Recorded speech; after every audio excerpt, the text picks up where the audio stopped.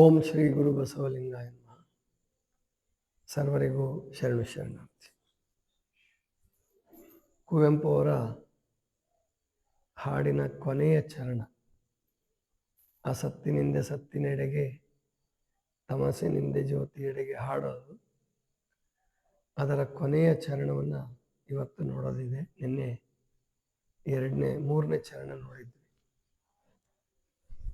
ಆಕಾಶದ ಆನಂತ್ಯದಿಯೇ ಹೇ ಅನಂತೆ, ಗರಿಗೆದರಿದ ಖಗಚೇತನ ಚಿದಾನಂದ ಚಿತ್ತೆ, ಹಾರುತ್ತಿದೆ ಏರುತ್ತಿದೆ ಅಗ್ನಿಗೆ ಬಳಿ ಸಾರುತ್ತಿದೆ, ಸುಗಿಯದ ಓಲ್ ಶೂನ್ಯತೆಗಿ ಮಮಕಾರದ ಚಿಕ್ಕೆ,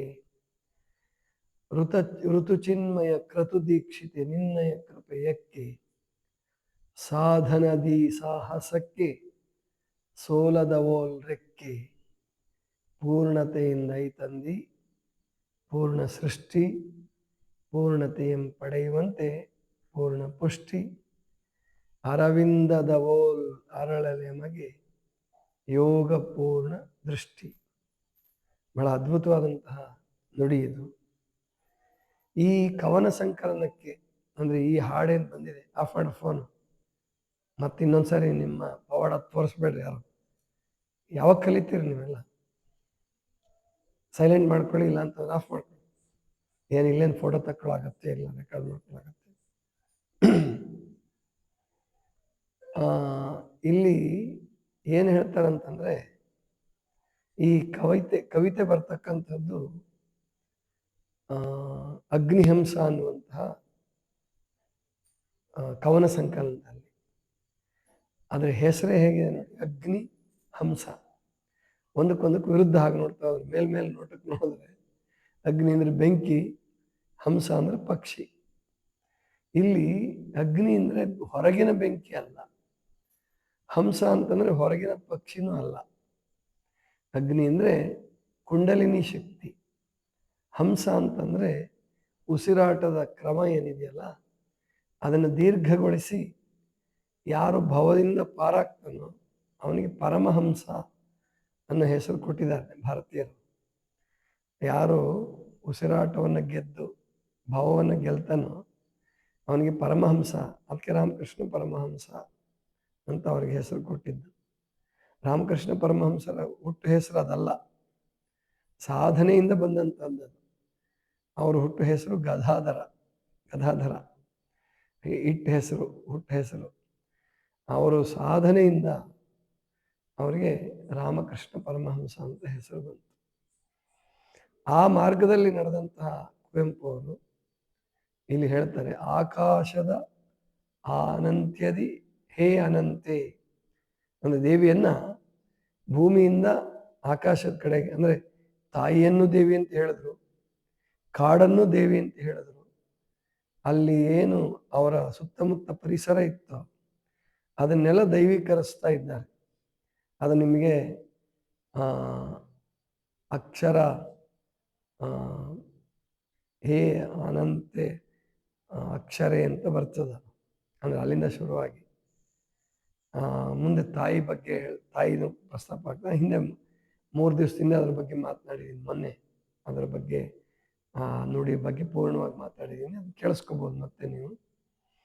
ಇಲ್ಲಿ ಆಕಾಶದ ಅನಂತ್ಯದಿ ಹೇ ಅನಂತೆ ಅಂದರೆ ನಕ್ಷತ್ರಗಳು, ಗ್ರಹಗಳು, ಕ್ಷುದ್ರ ಗ್ರಹಗಳು, ಧೂಮಕೇತುಗಳು ಏನೇನಿದಾವೋ ಆ ಎಲ್ಲ ಅನಂತ ರೂಪಗಳೆಲ್ಲ ನೀನೇ. ಆಕಾಶದ ಅನಂತ್ಯದಿ ಹೇ ಅನಂತೆ, ಗರಿಗೆದರಿದ ಖಗಚೇತನ ಚಿದಾನಂದ ಚಿತ್ತೆ.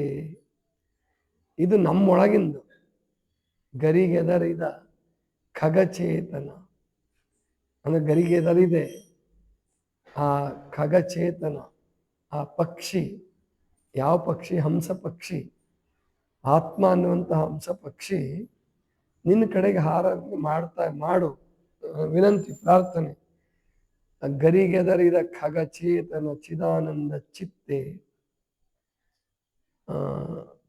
ಸುಗಿಯದವೋಲ್ ಶೂನ್ಯತೆಗಿ ಹಾರುತ್ತಿದೆ ಏರುತ್ತಿದೆ ಅಗ್ನಿಗೆ ಬಳಿ ಸಾರುತ್ತಿದೆ. ಆತ್ಮಹಂಸ ಹಾರ್ತಾ ಇದೆ, ಏರ್ತಾ ಇದೆ, ಊರ್ಧ್ವ ಮಟ್ಟಕ್ಕೆ ಏರ್ತಾ ಇದೆ, ಅಗ್ನಿಗೆ ಬಳಿ ಸಾರುತ್ತಿದೆ.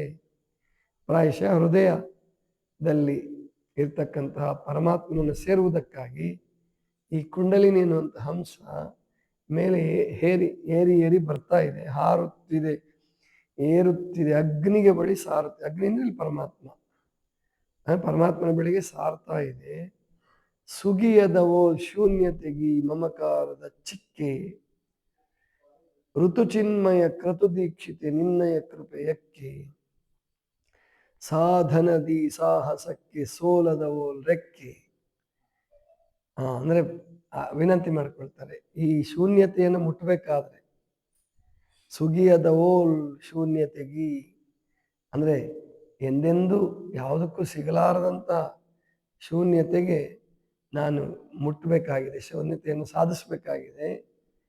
ಋತುಚಿನ್ಮಯ ಕ್ರತು ದೀಕ್ಷಿತೆ ನಿನ್ನಯ ಕೃಪೆಯಕ್ಕೆ, ಈ ಶೂನ್ಯತೆ ನಾನು ಗಳಿಸ್ಬೇಕಾದ್ರೆ, ಅಗ್ನಿಯಲ್ಲಿ ಹೊಂದಾಗಬೇಕಾದ್ರೆ, ಈ ಹಂಸ ಅಗ್ನಿಯಲ್ಲಿ ಹೊಂದಾಗಬೇಕಾದ್ರೆ ಅದಕ್ಕೆ ನಿನ್ನ ಕೃಪೆ ಬೇಕು, ನಿನ್ನ ಕೃಪೆಯ ಪೂರ್ಣ ಆಶೀರ್ವಾದ ಬೇಕು.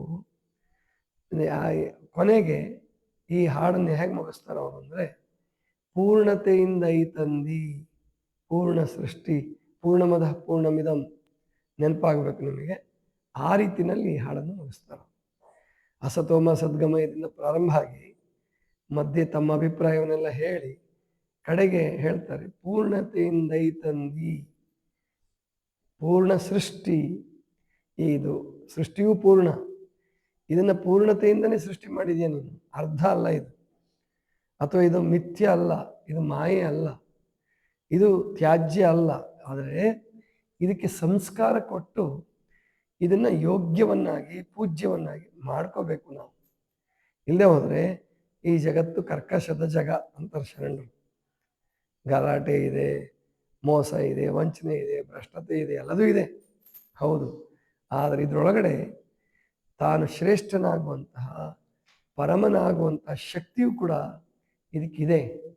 ಅದಕ್ಕೆ ಪೂರ್ಣತೆಯಿಂದ ಈ ತಂದಿ ಪೂರ್ಣ ಸೃಷ್ಟಿ ಪೂರ್ಣತೆಯಂ ಪಡೆಯುವಂತೆ ಪೂರ್ಣ ಪುಷ್ಟಿ. ಈ ಸೃಷ್ಟಿಯೆಲ್ಲ ಪುಷ್ಟಿಯನ್ನು ಪಡಿಬೇಕು, ಶಕ್ತಿಯನ್ನು ಪಡಿಬೇಕು. ಈಗ ಅಧೋಮುಖವಾಗಿ ಹರಿತಾ ಇರೋ ಸೃಷ್ಟಿಗೆ ಪೂರ್ಣ ಶಕ್ತಿ ಇಲ್ಲ, ಪರಿಪೂರ್ಣ ಶಕ್ತಿ ಇಲ್ಲ, ಅದಕ್ಕೆ ಮೇಲೇರುವ ಶಕ್ತಿ ಇಲ್ಲ. ನಿನ್ನ ಆಶೀರ್ವಾದದಿಂದ ಇದು ಪೂರ್ಣ ಆಗೋ ಹಾಗೆ ಅನುಗ್ರಹ ಮಾಡು. ಅದು ಕೊನೆಗೆ ಇನ್ನೂ ಒಂದು ಅದ್ಭುತವಾದಂತಹ ಪ್ರಾರ್ಥನೆ ಮಾಡಿದ್ದಾರೆ. ಅದು ಎಷ್ಟು ಜನ ಅರ್ಥ ಮಾಡ್ಕೊಂಡಿದ್ದಾರೋ ಗೊತ್ತಿಲ್ಲ. ಯಾಕಂದರೆ ಈ ಪದ್ಯದ ಬಗ್ಗೆ ಬೇರೆಯವ್ರು ಯಾರು ಪ್ರಸ್ತಾಪ ಮಾಡೋದಾಗಲಿ ಹಾಡೋದಾಗಲಿ ನನ್ನ ಇದರಲ್ಲಿ ಕೇಳಿಲ್ಲ. ಪುತ್ತೂರು ನರಸಿಂಹನಾಯಕ್ ಬಿಟ್ಟರೆ ಅದು ಕಾಜಾಣ ಅನ್ನುವಂತಹ CD ಮಾಡಿದ್ರು ಅವಾಗ. ಕುವೆಂಪುರ ಎಲ್ಲ ಹಾಡುಗಳನ್ನು ಸುಮಾರು ಒಂದು 40-50 ಹಾಡುಗಳು ಅಥವಾ 50-60 ಹಾಡುಗಳಿರ್ಬೋದು. 4 ಪಾರ್ಟು ಅಥವಾ 5 ಪಾರ್ಟು ಇತ್ತು. ಇವಾಗ ಪ್ರಾಯಶಃ ಮೆಮೊರಿ ಕಾರ್ಡು ಮಾಡಿರ್ಬೋದು, ಪೆನ್ ಡ್ರೈವ್ ಮಾಡಿರ್ಬೋದು. ನಾನು ಅಲ್ಲಿಗೆ ಹೋಗಿ ಸುಮಾರು ಅಂದರೆ ಅವ್ರದ್ದು ಊರು ಏನದು ಕುಪ್ಪಳ್ಳಿಗೆ ಹೋಗಿ ಸುಮಾರಿಗೆ ಒಂದು 13 ವರ್ಷ ಆಗೋಯ್ತೆ. 2012 ಅಥವಾ 11-12ರಲ್ಲಿ ಹೋಗಿದ್ದೆ ಅಂತ ಕಾಣುತ್ತೆ, ಇಸ್ವಿ ನೆನಪಿಲ್ಲ ನನಗೆ ಸರಿಯಾಗಿ. ಆವಾಗ ಅದನ್ನು ತೊಗೊಂಡು ಬಂದಿದ್ವಿ. ಆ CD ಏನು ಕವರ್ ಒಂದು 4 CD-ನೋ 5 CD-ನೋ ಇದ್ವು ಅದರಲ್ಲಿ ಈ ಹಾಡನ್ನು ಪುತ್ತೂರು ನರಸಿಂಹನಾಯಕ್ ಹಾಡಿದ್ದಾರೆ. ಜೈ ಭಾರತ ಜನನೀಯ ತನುಜಾತೆ. ಅದು ನಮ್ಮ ಪೆನ್ ಡ್ರೈವಲ್ಲಿ ಇತ್ತು, ಯಾಕೆ ಬರ್ತಾ ಇಲ್ಲ, ಅದು ಮೋಸ್ಟ್ಲಿ ಡಿಲೀಟ್ ಆದಂಗೆ ಕಾಣಿಸ್ತದೆ, ಮತ್ತೆ ತುಂಬಿಸ್ಬೇಕಾಗಿದೆ. ಅದು ಸುಮಾರು ಒಂದು 10 ಹಾಡುಗಳನ್ನು ಭಕ್ತಿಗೀತೆ ಥರ ಇರ್ತಕ್ಕಂಥ ಹಾಡುಗಳನ್ನೇ ಆಯ್ಕೆ ಮಾಡಿ ಪೆನ್ ಡ್ರೈವ್ಗೆ ಹಾಕ್ಸಿದ್ದೆ. ಅದನ್ನು ಅದು ಮತ್ತೆ ನಾವು ಬಂದಂಗೆ ಕಾಣಿಸೋದಿಲ್ಲ, ಅಥವಾ ನಾವು ಇಲ್ಲದೆ ಇದ್ದಾಗ ಬಂದಿದ್ದೀವಿ ಗೊತ್ತಿಲ್ಲ. ಒಟ್ಟಾರೆ ಕೊನೆಗೊಂದು ಮಾತು ಹೇಳ್ತಾರೆ ಅವನು, ಪೂರ್ಣತೆಯಿಂದ ಈ ತಂದಿ ಪೂರ್ಣ ಸೃಷ್ಟಿ ಪೂರ್ಣತೆಯಂ ಪಡೆಯುವಂತೆ ಪೂರ್ಣ ಪುಷ್ಟಿ. ಅಂದರೆ ಪುಷ್ಟಿ ಅಂದರೆ ಶಕ್ತಿ.